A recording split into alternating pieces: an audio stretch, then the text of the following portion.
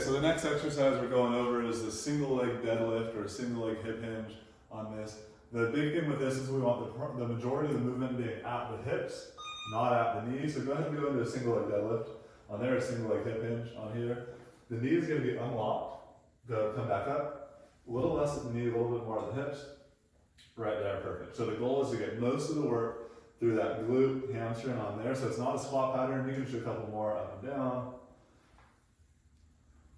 But it's primarily hinging at the hips on there too.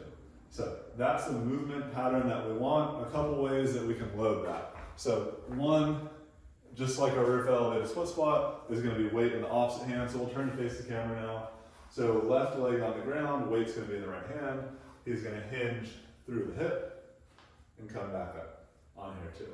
If that's too much balance challenge, nothing wrong with having a little something for support to be able to make sure we're loading that adequately.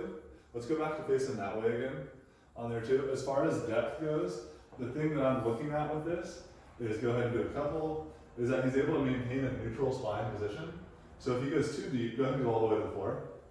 You'll see he starts to lose that and go into the back a little bit, come back up. So go back to about halfway down the shin on there. Right there is able to maintain that neutral back position and then keep all the work in the hip. We want the hip to be powering the movement. We don't want the low back to be powering the movement or the low back to go into a rounded position on there. So he's sitting there, go ahead and do it one more time. His hip sits back to allow him to go down. One other option, come back up, as we start to get heavier, is what's called a kickstand deadlift. So it's the exact same movement, but you're gonna see his back foot is gonna turn into a kickstand. So just toes are gonna be on the ground here.